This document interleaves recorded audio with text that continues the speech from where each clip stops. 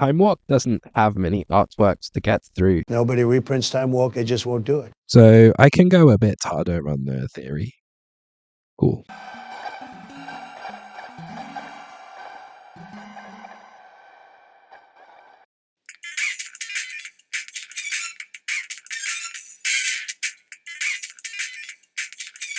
Of all of the massively powerful cards of yore, Time Walk feels like the one that would clash the hardest with modern game design.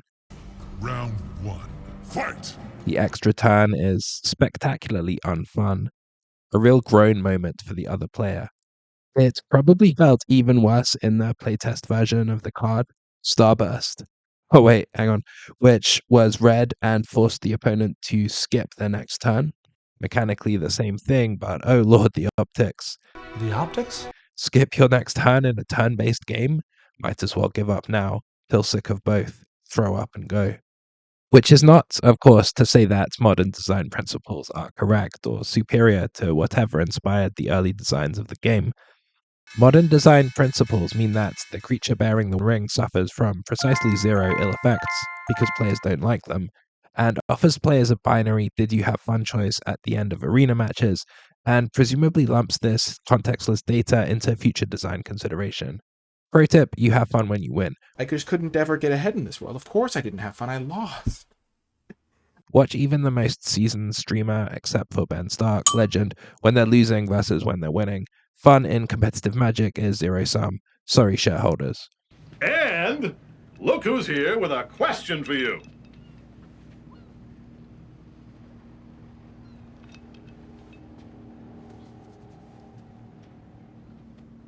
Are we having fun yet?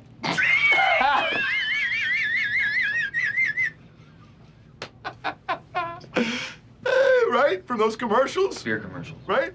Time Walk is a huge favorite in Vintage and more accessibly Vintage Cube, where it's admittedly balanced out by a ton of other extremely powerful cards and the unwritten understanding that you know what you're getting into when you compete in eternal formats with no ban list.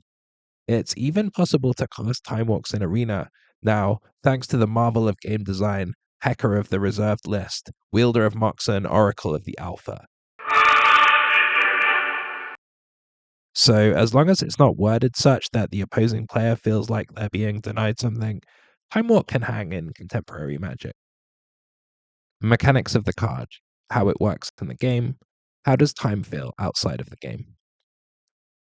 How does Time Walk work?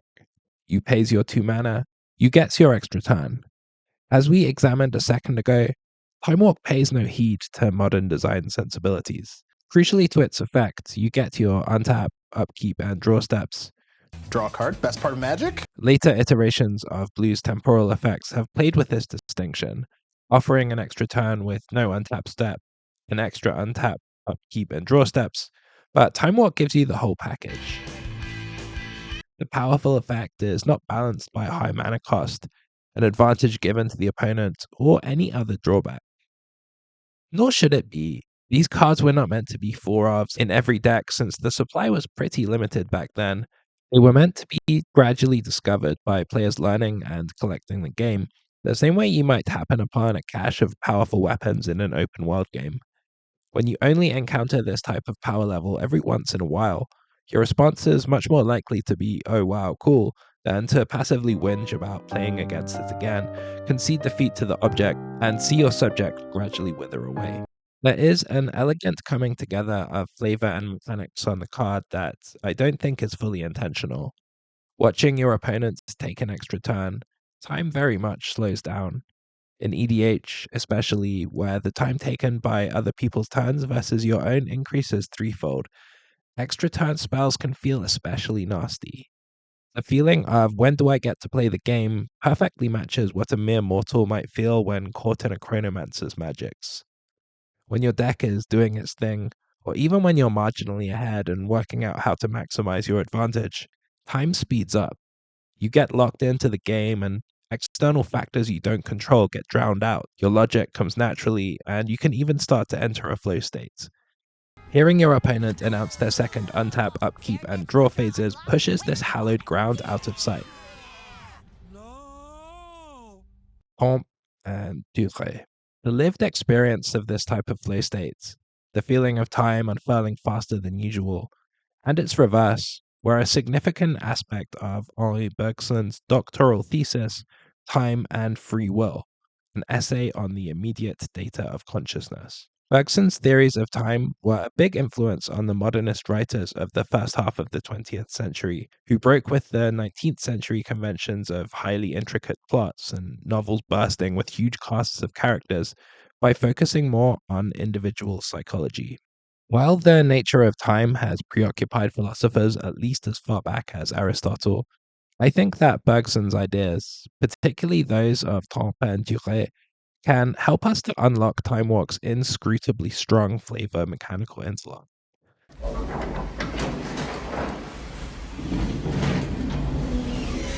Welcome to the Rock. The theory that I want to discuss, and probably his most enduring one, is duration, durée in the original French.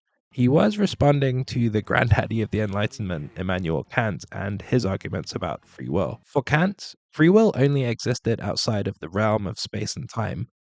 Bergson, looking for a different definition of free will, claimed that Kant's theory mixes and muddles time and space, meaning we're forced to see human actions as being determined by natural causality.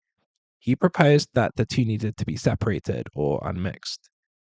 It's put really nicely in the Stanford Encyclopedia of Philosophy, a free resource, by the way. Through the differentiation of time and space, he defines the immediate data of consciousness as being temporal, in other words, as the duration, la durée.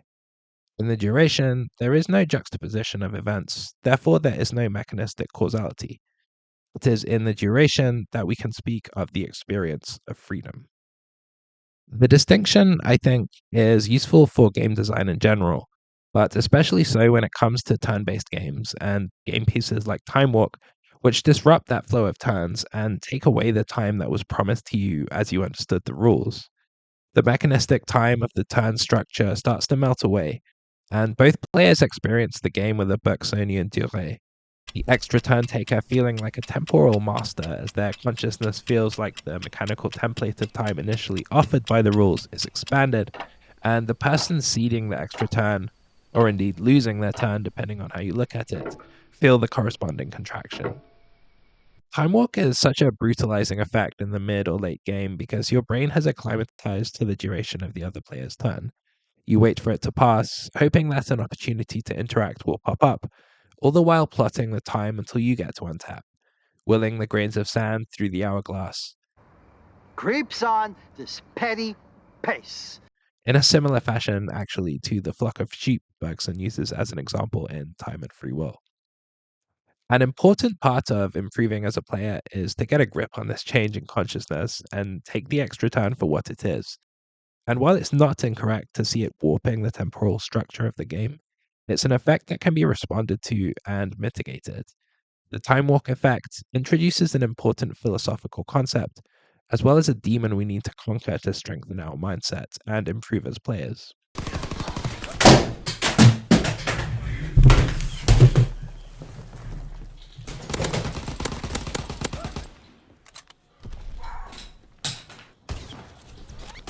Original artwork.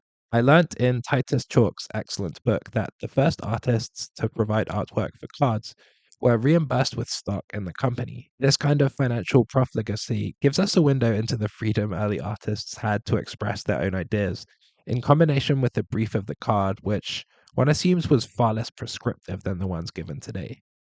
We no longer see serene abstraction portrayed on magic cards. Huge shout out here, of course, to Drew Tucker's phenomenal artwork for Holy Light. Better way to pay tribute to our divine salvation than a perfectly contoured butt. We rarely see art stray more than a stone's throw from the name of the card. RIP heavily reprinted Mysterious Swords to Plowshares from Dual Decks Elspeth versus Tezzeret. But most importantly, we don't see the cyberpunk meets alien ant colony mind melts of Amy Weber. Pop Amy Weber into Scryfall and you won't be disappointed. Rube Goldberg shaming contraptions, bejeweled fauna blurring the line between artificial and organic, cuneiform-inspired scripts, it's all here. Weber is outstanding where Dream Artifice enters the real world. Mishra's War Machine and Drafner's Restoration both show fantastical machines made feasible, existing in the world. The marked constellations in the former seem to highlight the way the patterns of nature and the patterns of humanity are kindred spirits. Time Walk, though, does not focus on contraptions and, in its own extremely weird way, has an element of literality to it. There is walking. One of the two figures in the foreground is looking down the path to the figure in the background, who's walked further ahead, past 3 sundials, and into the Stonehenge checkpoint. What have I got? Pretty concrete symbols. The card's called Time Walk. Chuck some timepieces and a famously prehistoric monument in there. The hooded figures even have clocks in their faces, a detail that I think is easy to miss given the color palette of the piece. And yet, all of these symbols do not organize themselves in one's mind the way a flying cow with a halo does. We have a lot of leeway to wander and wonder in this discordant scrap of space-time. Perhaps the bodies in the original artwork are paying the cost of their temporal magic. Do it. Save him. There is a price. You have gold, whatever you want. It's not a matter of gold. This is blood magic. Only death pays for life. The lived experience of someone manipulating time in order to slow it down or stop it will inevitably be longer than the lived experience of the people around that person, assuming, as time travel often does, that other people's biological functions are paused along with the rest of the Chronomancer's universe. The landscape feels liminal. It is not a place in and of itself, not a location you could plot on a map, but a geography of transition between things. The figures do actually look kind of like the exile soldiers for Stormvale Castle, appropriate, I guess, as they exist in a timeless and undying state, doomed to be resurrected whenever the player dies or rests at a bonfire. I mean lamp, I mean sculptor's idol, site of grace, site of grace. The fairly anonymous but beautifully contoured mountain backdrop and night sky reinforce this feeling. It's probably just my 90s kid eyes, but Weber's imaginary plane feels like it exists not a million miles away from the emergent 3D graphics of that era. We're now firmly in the territory of my own interpretation, but hey, if you're still watching, I can probably get away with a bit of that. The early 3D style for me is suffused with an intense hauntology, a sense of remorse for a future that was never realized, as the technological progress in that era was gradually co-opted for profit and social division rather than harnessed to make people's art and lives better.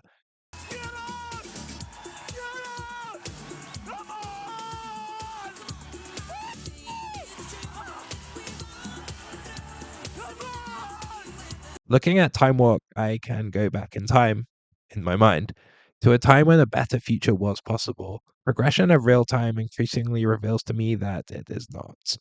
Whereas today's cards do a great job of being in the world of the sets, that does make it harder to take the player's, or indeed the viewer's brain, outside of the plane of the sets, which I think Weber's Time Walk is very successful at. Time Walk only has 3 additional pieces of artwork, as far as I could see on Scryfall: the 2011 Vintage Championship prize card, the Magic Online Vintage Masters card, and the Magic Online promo version. And Magic Arena use Chris Rahn's Wanderer Above a Sea of Time, picturing a figure that seems more like an adventurer than a mage, stepping out onto a clock face and beholding the natural indications of the passage of time.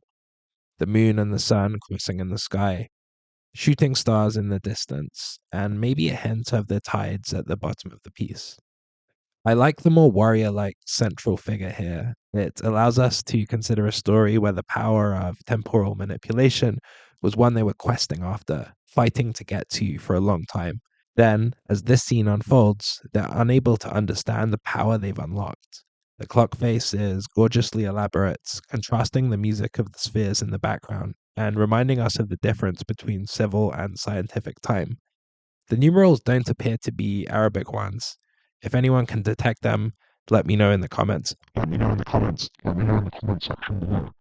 Different approach to the original for sure, but an equally interesting exploration of our relationship with time. The 2018 Vintage Championship version gives us a spiral staircase to indicate the walk part of the card, Even if one technically climbs or ascends and descends stairs, the mage's footprints leaving behind what's presumably the spell they're casting, along with the stone pillars containing ammonite fossils, seeming to rain down behind the caster. I enjoy the idea of random trinkets vaguely associated with the passage of time raining down on the user of the spell as a consequence of their meddling, but I'm not sure the aspects of this artwork come together in a coherent way. Finally, the 2022 championship card seems to recall Chris Rans with the moon and its consequent tides forming the background of the piece, and the blue, pink, purple spiral slightly further ahead, whisking these prehistoric methods of timekeeping up in order to execute the spell. It's like rock, rap, alternative, it's all combined. At the center, the mage grasps the serious-looking hourglass, the still point of the turning world, maybe. His robes would definitely put most Met Gala outfits to shame, and the moons in the background provide an excellent alternative to those, like me, who find themselves priced out of moon phase watches. Just make a custom sleeve for your copy of Time Walk that can be adjusted according to the current position of the moon. Later versions of the Time Walk effect. Like lots of the effects found in Alpha and Beta, Time Walk has been iterated on a number of times. Its descendants ramp up the Latinate borrowing and thereby the obscurity of their titles, but matching the innate mystery in a blunt phrase like Time Walk is a tough call. Walk the eons. Here's the Time Walk dudes getting up to more temporal mischief. The pendulum in the center of the frame, indicating the pendulum from a pendulum clock, is being pushed back by the squad in an effort to make time go backwards, or maybe to stop it from progressing forwards. We don't need to be philosophers of time or even Henri Bergson fans to realize that multifaceted and unknowable time probably can't be controlled by a single pendulum clock. Storied as that design of clock is, they were invented in the 17th century by Christian Huygens, working from designs by Galileo. But then maybe that's the point. To buy back the spell as you're casting it, to continue to manipulate time, you need to sacrifice 3 islands, sundering your connection to those lands and depriving yourself of their mana. Human waste, specifically plastics, have built up in our oceans, posing an imminent threat not only to nature, but to humans as well. Dang, Jervis and whoever designed the mechanics of this card. In Temporal Trespass, the price of Temporal Trespass is exiling cards from your graveyard unless you want to pay its exorbitant mana cost in full. There is a nice link to the flavor of the Sultai Brood here. Despite being rooted in black mana, blue is in their wedge, and the possibility that their necromancy has accidentally uncovered a forbidden type of way to control time is a compelling one.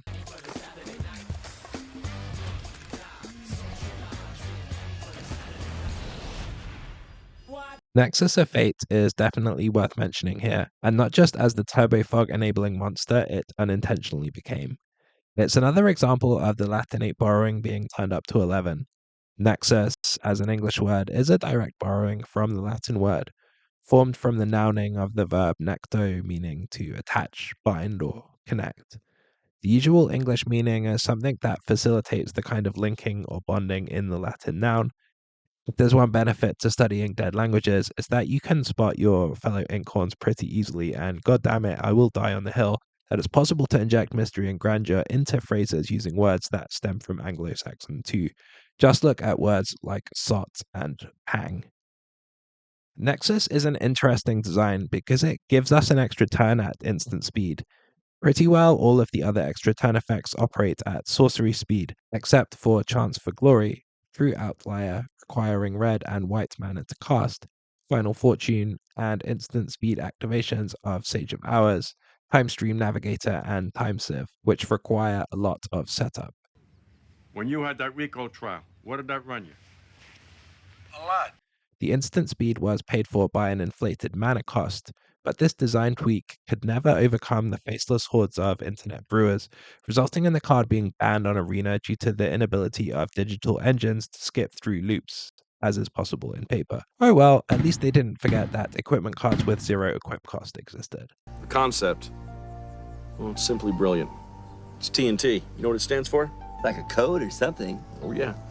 The T is for taters, N is for and the final T? Tits. Because all the waitresses at TNT have huge tits. Taters and tits. Oh my God. How on earth did you even think of this? How does any genius figure out his inventions? I mean, how did Leonardo DiCaprio figure out about gravity? Because the bitch was sleeping underneath a tree and an apple hit him on his head. This is amazing. I'm all over this.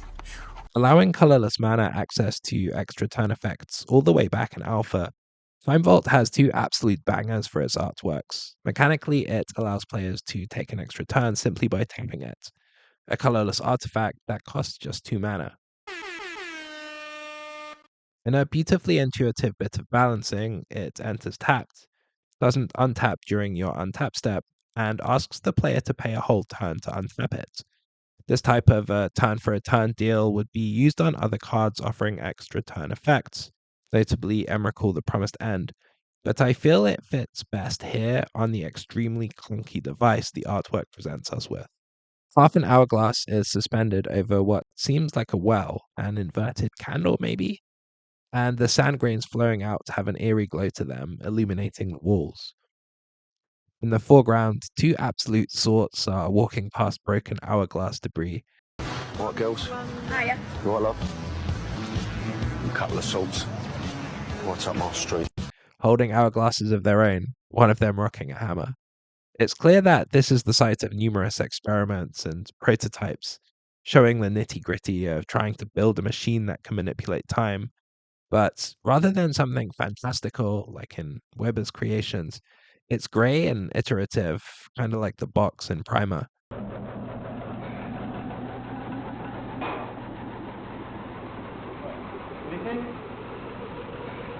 It's normal? I don't know. I'm turning it off. Wait. No, it's going like this. I'm not buying. Okay, I didn't do that. This clunkiness carries nicely into the mechanics of the card, where in order to get your Time Vault working, you have to feed it an entire turn. At least it did until cards like Voltaic Key were printed and meant the card needed to be banned everywhere but Vintage. The Doctor Who Commander decks only brought with them one Time Walk effect, Twice Upon a Time, an overcosted and conditional Time Walk costing 6 mana and requiring you to have 2 Doctors in play, although the adventure half of the card allows you to search for one of those Doctors. This single dip into extra turns isn't surprising since the timey-wimey deck, the one focused on the mechanics of time travel as opposed to historic cards, villains, or exile zone matters, makes broad use of mechanics which use time counters like vanishing and suspend, even giving time travel a keyword, allowing players to manipulate all of their time counters at once. The relation of these mechanics to time traveling is a rabbit hole or time vault I don't think I can get into here. I figured it was important to round out the Children of Time Walk in an achronological way, so let's take a look at Time Walk.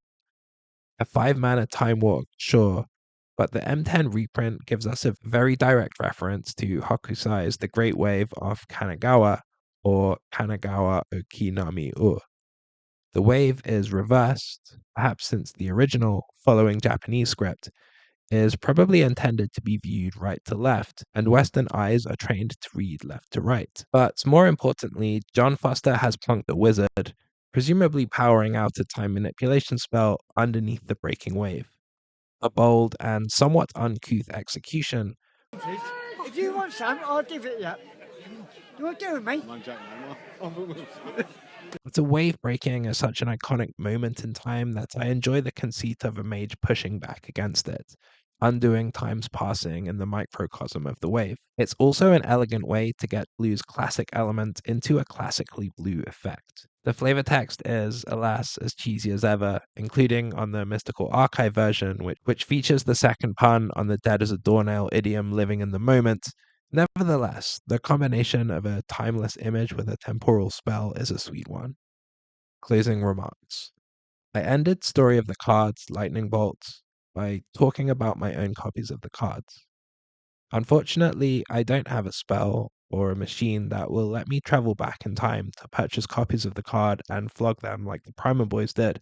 As always, huge shout out to the speculators and reserve list enjoyers who think that playing cards are tradable commodities. Very cool. These cards show me dancing and even me holding some bitcoins. Since I mainly play Limited and EDH these days, it's pretty rare that I get to manipulate game time or duration with the potency of something like Time Warp. I can see it glinting in the Oracle of the Alpha's eye, though.